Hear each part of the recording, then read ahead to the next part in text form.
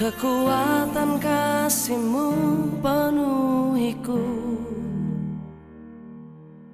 membuatku berkata Kau baik. Kekuatan cinta-Mu lingkupiku, membuatku terkagum dan menyembah-Mu Yesus. Kekuatan kasih-Mu penuhiku, membuatku berkata Kau baik. Kekuatan cinta-Mu lingkupiku, membuatku terkagum dan menyembah-Mu Yesus. Kebaikan-Mu terindah bagiku, tak pernah sekalipun Kau tinggalkan hidupku. Anugerah-Mu itu cukup bagiku. Kini ku angkat hati memuji-Mu.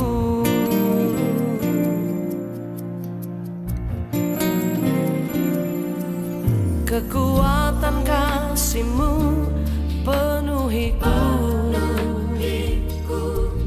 membuatku berkata Kau baik. Kekuatan cinta-Mu lingkupiku, membuatku terkagum dan menyembah-Mu Yesus. Kebaikan-Mu terindah bagiku, tak pernah sekalipun Kau tinggalkan hidupku. Anugerah-Mu itu cukup bagiku. Kini ku angkat hati memuji-Mu,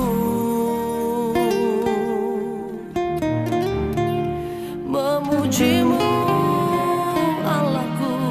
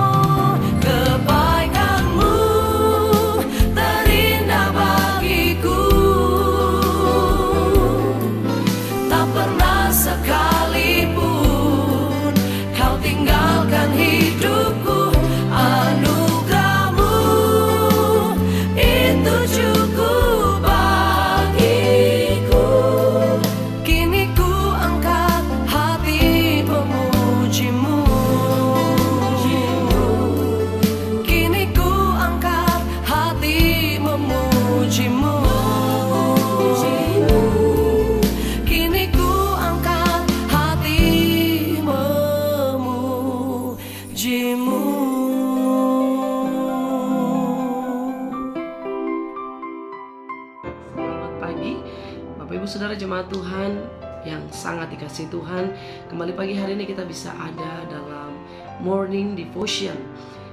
Dan saya percaya bahwa ketika kita memulai hari bersama Tuhan, kita berjalan dalam pimpinan Tuhan, Tuhan akan menyertai kehidupan kita. Pagi hari ini sebelum kita merenungkan firman Tuhan, kita berdoa. Bapa, terima kasih. Kami mengucap syukur untuk anugerah Tuhan. Kami boleh ada hari ini Tuhan, semua karena kebaikan dan berkat Tuhan dalam kehidupan kami. Sebentar kami mau merenungkan firman Tuhan, Bapak, kami mau buka hati kami mau persilahkan Tuhan Yesus yang ambil alih kehidupan kami. Kami berjalan dalam rencana Tuhan, dalam janji Tuhan, maka sepanjang hari ini kami akan menikmati berkat-berkat Tuhan. Terima kasih Bapak, urapi semua kami yang ada. Kami mau duduk diam dengar firman Tuhan. Kami mau merenungkan apa yang menjadi isi hatinya Tuhan dalam hidup kami. Di dalam nama Tuhan Yesus kami mengucap syukur. Haleluya. Amin. Puji Tuhan. Jemaat Tuhan yang dikasihi Tuhan, kita percaya bahwa kalau kita mau berjalan dalam rencana Tuhan, kita harus pegang janji Tuhan. Kita harus mau melihat bahwa rencana Tuhan pasti yang terbaik dalam kehidupan kita. Kita mau buka satu kebenaran firman Tuhan dalam kitab 1 Samuel. Kitab 1 Samuel pasal yang ke-16 ayat yang ke-14. Saya akan bacakan dari ayat yang ke-16, Bapak Ibu Saudara. Ini satu peristiwa Saul dan juga Daud, bagaimana Saul mengalami masalah waktu dia sebagai raja, dia tidak taat, akhirnya Tuhan mengambil alih kekuasaannya atau posisinya sebagai raja, dan Tuhan mengurapi Daud yang menggantikan Saul untuk menjadi raja.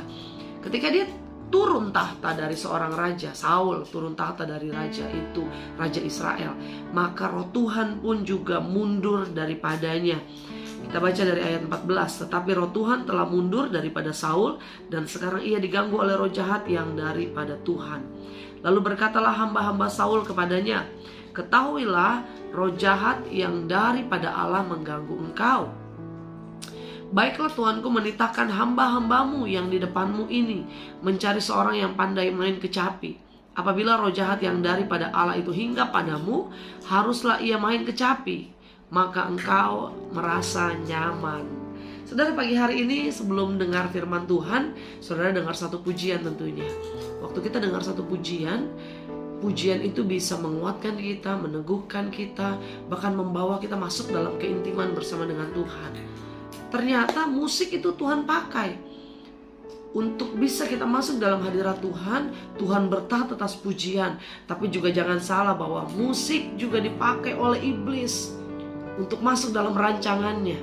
Nah, ini yang terjadi bahwa ketika Saul itu mulai diganggu oleh roh jahat, dikatakan firman Tuhan, maka haruslah ia main kecapi, maka engkau merasa nyaman. Haruslah orang yang dicari, orang yang akan membantu Saul untuk main kecapi. Nah, ternyata Bapak Ibu Saudara, ayat 17 berkata, berkatalah Saul kepada hamba-hambanya, carilah bagiku seorang yang dapat main kecapi dengan baik, dan bawalah ia kepadaku. Lalu jawab salah seorang hamba itu, katanya, sesungguhnya aku telah melihat salah seorang anak laki-laki Isai, orang Bethlehem itu, yang pandai main kecapi. Ia seorang pahlawan yang gagah perkasa, seorang prajurit yang pandai bicara, elok perawakannya, dan Tuhan menyertai dia. Ayat 19, kemudian Saul mengirim suruhan kepada Isai dengan pesan, suruhlah kepadaku anakmu Daud yang ada pada kambing domba itu. Saul tahu Daud seorang penggembala domba, Bapak Ibu. Lalu Isai mengambil seekor keledai yang dimuati roti, sekirbat anggur, dan seekor anak kambing. Maka dikirimkannya lah itu kepada Saul dengan perantara Daud anaknya. Demikianlah Daud sampai kepada Saul dan menjadi pelayannya. Saul sangat mengasihinya dan ia menjadi pembawa senjatanya. Sebab itu Saul menyuruh orang kepada Isai dan mengatakan, biarlah Daud tetap menjadi pelayanku, sebab aku suka kepadanya. Dan setiap kali apabila roh yang daripada Allah itu hingga pada Saul, maka Daud mengambil kecapi dan memainkannya. Saul merasa lega dan nyaman, dan roh yang jahat itu undur daripadanya. Nah, Bapak Ibu Saudara yang dikasihi Tuhan, saya percaya Daud ini bukan orang biasa. Kita tahu juga bagaimana kisah daripada Daud, seorang hamba Tuhan, seorang yang sangat berani, seorang yang luar biasa. Bahkan dikisahkan dari kisah hidupnya, banyak ayat, banyak kitab yang menceritakan tentang kehidupan Daud, Bapak Ibu. Dan dia adalah Raja Israel yang sangat terkenal. Nah, Bapak Ibu Saudara, waktu Daud mengembalakan domba, Daud bukan tiba-tiba saja jadi raja tentu. Kita tahu dia anak dari Isai, bahkan pernah pernah ayahnya sendiri tidak menganggap Daud. Waktu Samuel datang untuk mengurapi salah satu dari anak Isai, tidak dianggap. Dia sedang mengembalakan domba, semua anak-anaknya keluar, semuanya berperawakan bagus, semuanya prajurit yang gagah berani. Tapi kata Samuel, bukan ini orangnya, masih ada satu lagi dan itulah Daud. Waktu Daud mengembalakan domba-domba di padang belantara, saya percaya Daud punya waktu untuk intim sama Tuhan. Waktu dia sedang memberi makan domba-dombanya, dia sedang bekerja, dia membantu orang tuanya. Tapi di saat-saat itulah dia juga mengambil waktu untuk bersekutu dengan Bapaknya di surga. Dia punya waktu untuk memuji Tuhan. Dia punya waktu untuk bersekutu dengan Tuhan. Dan dia punya waktu untuk merenungkan kebaikan Tuhan. Nah, saat-saat itulah saya percaya bahwa Daud memuji Tuhan. Daud sambil bermain kecapi, memainkan alat musik. Dan disitulah saya yakin ada anugerah Tuhan buat Daud, sehingga Tuhan bisa berkata bahwa Daud adalah seorang yang dikenal di hatinya Tuhan. Berita tentang kemahiran Daud ini ternyata tersebar kemana-mana. Sampai waktu Saul cari orang yang jago, yang pintar, yang hebat dalam bermain kecapi, ada orang mereferensikan Daud, Bapak Ibu, ya kan? Mungkin selama ini orang nggak kenal kita, tapi kalau promosi dari Tuhan, ada aja orang mereferensikan kita. Si ini lo bagus, si ini lo orangnya hebat. Kita nggak perlu cari promosi buat diri kita sendiri, karena saya percaya Tuhan kita terlalu hebat untuk mengangkat kita. Dan waktu Tuhan yang mengangkat kita, Tuhan yang mempromosikan kita, tidak ada satu hal pun yang bisa menurunkan kita. Yang percaya katakan amin. Nah, Bapak Ibu Saudara dikasih Tuhan, kemahiran Daud ini didengar di mana-mana, sampai ke istana Raja Saul. Nah, apa yang terjadi waktu Saul itu punya masalah, ya kan? Dia punya persoalan, dia dicopot menjadi sebagai raja Israel pada saat itu. Ternyata dia seringkali diganggu. Waktu dia diganggu oleh roh jahat itu, orang bilang bahwa haruslah ada seseorang yang bisa main kecapi, bermain musik, atau menaikkan pujian. Kalau itu ada, ketika dia dengar suara musik atau kecapi itu, mendengar alunan kecapi, maka hatinya menjadi lega dan nyaman dan tenang.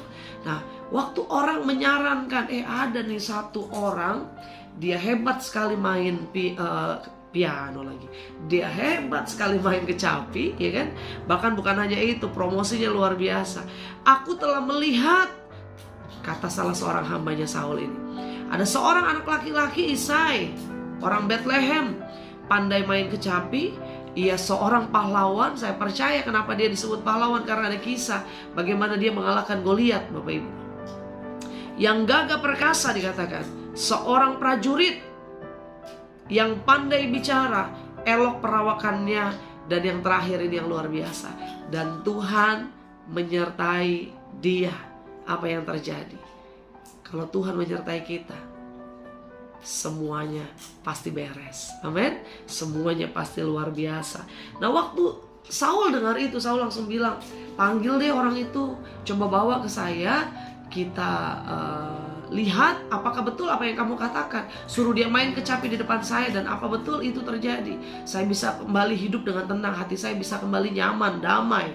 Nah, apa yang terjadi? Betul, dipanggillah Daud untuk masuk ke dalam istana raja. Saya percaya ini undangan yang luar biasa. Seorang raja mengundang kita, kayak Bapak Presiden panggil kita, ya kan, datang ke istana. Saya percaya semuanya prepare bagus, semuanya bersiap-siap, bersolek, dan mempersiapkan yang terbaik untuk ketemu raja atau ketemu pemimpin.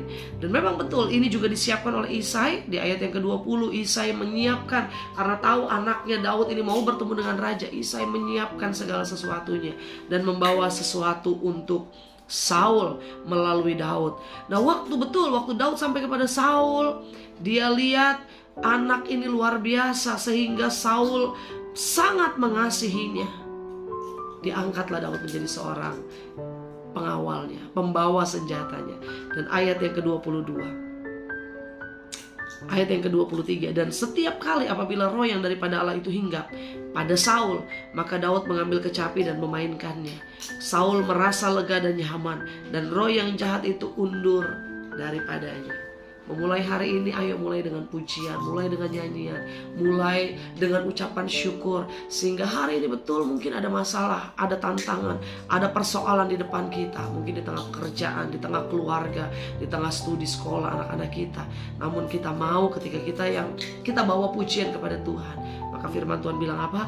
Hati kita akan lega dan juga nyaman. Begitu juga Saul, Bapak Ibu Saudara dikasih Tuhan. Saul mengalami waktu dia dengar Daud bermain kecapi, Daud mengalunkan alunan musik yang membuat dia tenang, membuat dia nyaman, sehingga Saul dikatakan sangat mengasihi Daud.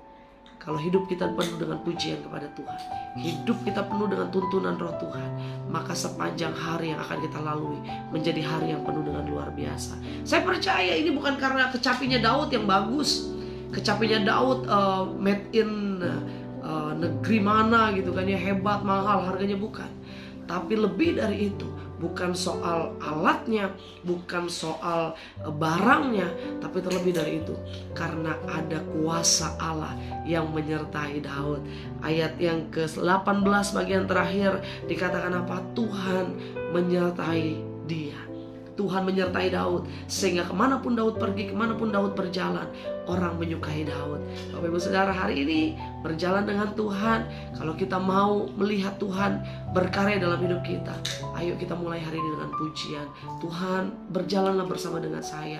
Tuhan, berjalanlah, hiduplah dengan saya sepanjang hari ini. Maka saya tahu bahwa Tuhan akan mengurapi saya. Tuhan akan membuat hidup saya lebih berkualitas. Miliki keintiman dengan Tuhan, maka saya yakin dan percaya Tuhan akan memberkati kita sepanjang hari ini. Tuhan Yesus memberkati. Sebelum kita akhiri, kita berdoa. Bapa, terima kasih untuk hari yang Tuhan beri. Kami sudah dengar bagaimana pengurapan Allah, penyertaan Allah itu penting dalam hidup kami. Ketika kami berjalan dalam tuntunan Tuhan, Tuhan menyertai kami, memberkati kami, maka kami akan lihat hidup kami menjadi berkat buat banyak orang. Hidup kami menyukakan Tuhan, dan hidup kami menyenangkan hati Tuhan. Berkati setiap hamba-hambamu Bapa sepanjang hari ini. Berkati rumah tangga, keluarga, usaha, pekerjaan dari anak-anakmu. Sepanjang hari ini kami akan lihat Tuhan berjalan menyertai kami dan mengurapi kami. Di dalam nama Tuhan Yesus kami berdoa. Haleluya. Amin. Selamat berjalan sepanjang hari ini dengan tuntunan Tuhan. Tuhan Yesus memberkati.